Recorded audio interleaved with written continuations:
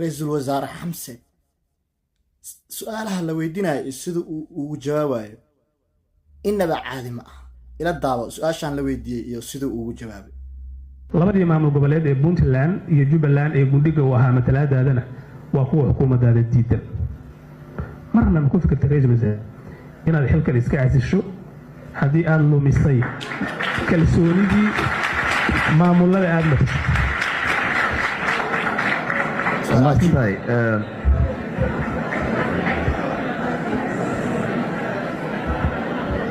aad u maasan tahay waaye waa su'aal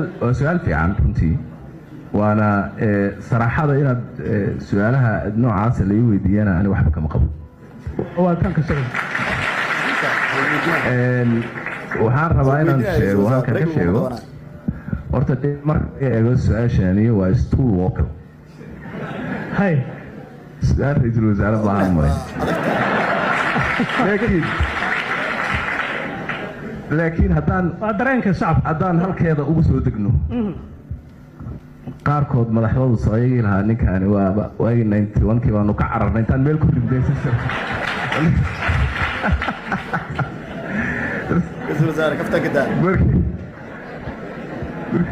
soo adiga xaggaa igu leexi soo adiga iska kay diiday yidhi anagu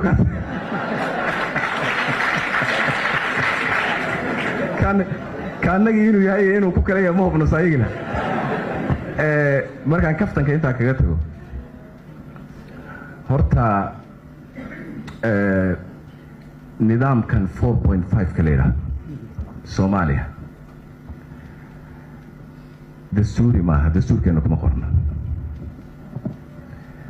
madaxdana laguma dhaariyo markii xil loo dhiibo xukuumadda aanan u ra'iisul wasaaraha ka ahayna hadda kumaba dhisnaba 4.5 kuma dhisna haddii 4.5 kuma dhisna wada 5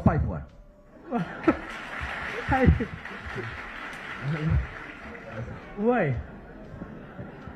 waa isla egta marka haddii uu sharci yahay maxaad ii dhihi weydaan sharcigaa jebisay marka taas horta waa qodob waa waxaan dastuurahay formula beri mushkilad ummadda Soomaaliyeed kaga baxday xildhibaanadana lagu soo qaybsaday intaa ka badan iyo ka yar midna maaha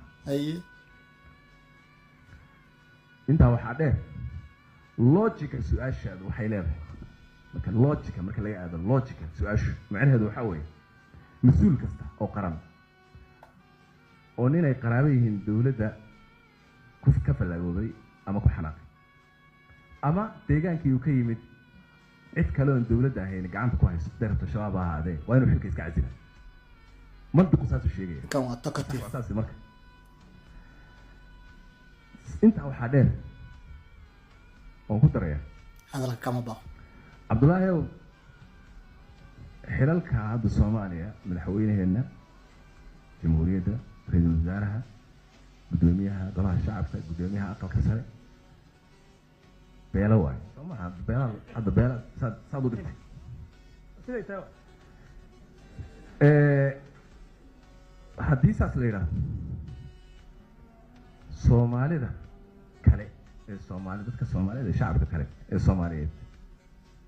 ee aan haweene ahayn daaroodna ahayn digili midiflan ahayn dirna ahayn yaa u naf yaa baramirisro ah we don't know yaa madaxweyne u ah yaa gudoomiye golaha shacabka u ah yaa u ah gudoomiyaha aqalka sare yaa u ah manasheegta su-aashaad i weydiisay macnaheedu waxaa waaye dadkaasi dowladda wax intaa midna ma leh meeshay rabaan ha aadayn soo maa haddaanu beelo u fadhina meesha dub kale aan ku weydiinaya xasan sheekh ma beel baa dooratay codadka ugu yaro helay waa beeshiisa sheekh aadan ma beel baa dooratay codadka ugu yaro helay waa beeshiisa cabdi xaashi kuwa ugu yaro helay waa beeshiisa anima beel baa ay keentay magacooda maya adiga le baa ogay dad kala wada doorto u tagay madaxweyne xasan sheekh ma dhihin ninkan prime minister ka dhig arrintaada laakiin Soomaali kale u tagtay way jiraan sidaa darteed in la yiraahdo madaxweynuhu beel buu kursi ugu fadhiyaa ra'iisul wasaaruhu beel buu kursi ugu fadhiyaa madaxda kale beelay kursi ugu fadhiyaan waa insulting waa ay la caynayo madaxda qaranka